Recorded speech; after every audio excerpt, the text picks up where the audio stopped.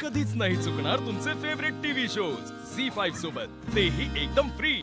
तुला काय वाटतं? मला ही गोष्ट समजलेली नाही। विक्रांतचं काय चाललंय, तो असं का वागतोय हे मी समजून घेऊ शकतो। अगं माझा बेस्ट फ्रेंड जेव्हा प्रेमात पडला होता तेव्हा तासन तास बोलायचा माझ्याशी,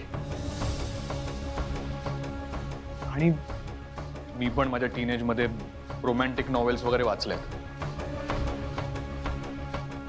पण दिस इज लाईफ आद्या। आणि त्या मुलीचं लग्न सुद्धा ठरलंय, आणि तरी हा जर देवदास बनून तिच्या मागे फिरणार असेल तर काय करू मी? नॉवेल लिहू का फिल्म बनवू ह्याच्यासाठी? जर तिने होकार दिला असता ना तर विचार केला असता, मी प्रयत्न केला असता, मी आईला सुद्धा कन्व्हिन्स केलं असतं। I would have tried everything. पण त्या मुलीचं विक्रांतवर प्रेम नाहीये। दादा, असं असेल का रे की त्या मुलीला कदाचित व्यक्तच होता आलं नसेल? का? बोलता येत नाही तिला, लिहिता येत नाही का? ती एका खेडेगावातनं आली आणि इतकी लाजाळू आहे की तिला हो किंवा नाही हे उच्चारताच येत नाही। तू पण ना दादा, तुम्हाला मुलांना ना सगळ्या गोष्टी खूप सोप्या वाटतात। दादा, आपण तिघही एकाच घरात वाढलो, पण आज तू आणि विक्रांत जितक्या सहजपणे तुमची मतं मांडू शकता तितक्या सहजपणे कदाचित मी नाही मांडू शकणार। कारण मुलींचं अपब्रिंगिंगच तसं असतं रे। वयाप्रमाणे तुमचा बुजरेपणा हळूहळू कमी होतो, पण आमचा नाही। आणि प्रेम ही अशी गोष्ट आहे ना की मुलगी किती श्रीमंत घरातली असो, गरीब घरातली असो, तिला तिचं प्रेम नाही व्यक्त करता येत। दादा, 100पैकी हार्डली 10 ते 12 मुली अशा असतील ज्या त्यांच्या मनाप्रमाणे जगतात। तुमच्या मुलांचं काय, 15 पार केले की तुम्ही कधीही घराबाहेर पडू शकता। आमचं नसतं ना तसं। मुळात ना दादा, तू मुलींना नाही समजू शकत, आणि म्हणून तू हा प्रॉब्लेम सुद्धा नाही समजू शकणार। एक वेळ तुझा रुबिक्स क्यूब सोडवणं सोपं असेल, पण मुलींचं मन समजणं खूप कठीण। सगळ्यांनाच नाही जमत ते। बरं, तू मला सांग मी काय करायला हवं? दादा, आपण विक्रांतला समजून घेऊन त्याची मदत केली पाहिजे। अगं मी कायम तुमच्या मदतीसाठी रेडी आहेच ना, अगदी तुम्ही चुकलात तरी। आय नो, मला त्याची खात्री आहे आणि म्हणूनच मी तुझ्याकडे आले। पण दादा, हा विषय खूप नाजूक आहे, आणि यासाठी आपल्याला आरतीच्या मनात नेमकं काय चालू आहे ना ते जाणून घ्यायला हवं। तिच्या मनात विक्रांत विषयी सॉफ्ट कॉर्नर असेल तर तू त्यांना सपोर्ट करशील ना?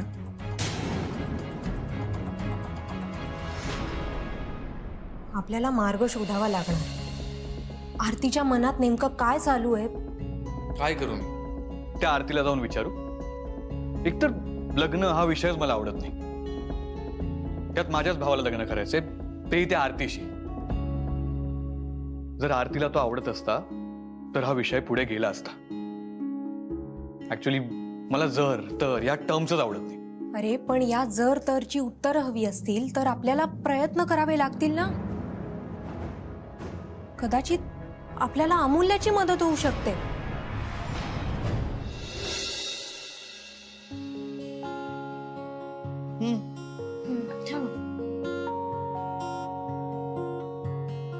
बरं वाटतंय ना? खरं तुला ताप आला ना, मला टेन्शनच आलं होतं। तू कामात नाही आहेस ना? बोलू ना मी? अगं नाही नाही, तू बोल ना, मी ऐकते। आरती, खरं सांग, हे सगळं लग्न, सगळी गडबड, हे सगळ्याची घाई होती असं वाटतंय तुला? आई, अगं तू का प्रश्न विचारतेस? हे बघ, तू आणि अण्णा जे ठरवाल मी तेच करेन। तुझ्या ना उत्तरातच कधी कधी प्रश्न अडकलेला असतो बघ। आरती, मला असं वाटायचं तुला समजून घेण्यात मी कधीच चुकणार नाही, पण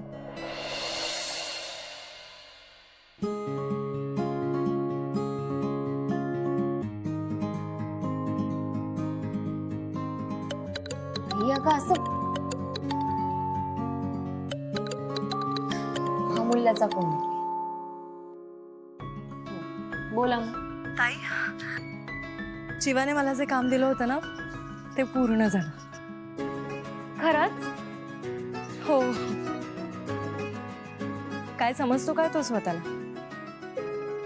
आत्ताच गव्हर्नमेंट ऑफिसमधून चेक घेतलाय. आता चिवाच्या ऑफिसमध्ये जाते आणि देते त्याला प्रेमपत्र. प्रेमपत्र? काय नाही. अगं, किती जोराने ओरडलीस. हे बघ, प्रेमपत्र म्हणजे राजीनामा. आई नाहीये ना जवळ.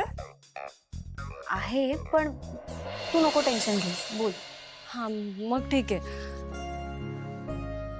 खूप ऊन आहे ग बाहेर. मार्च मध्ये ही कंडिशन आहे, एप्रिल आणि मे मध्ये काय होईल? हो ना. हे बघ, पण तू ऑफिस मध्ये गेल्या गेल्या पाणी पिऊ नकोस हा, आणि फ्रीज मधलं तर अजिबात नाही. अगं हो ग ताई, उन्हाळ्यात ना तू पण अर्धी डॉक्टर होतेस. बरं चल, ठेवते आता. मी ऑफिसमध्ये गेले की तुला कॉल करते, ठीक आहे? वेळेवर औषधं घे. बर, bye. Bye.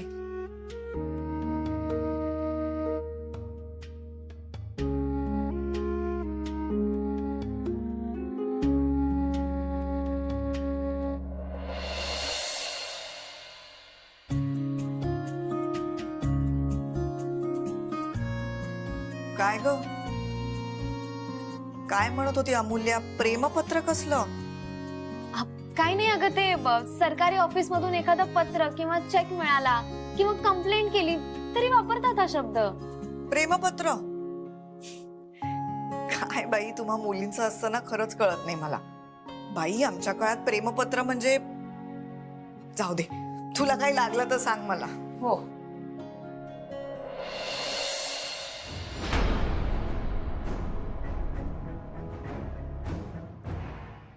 Zee 5 app download करा आणि पहा सर्व एपिसोड्स एकदम फ्री.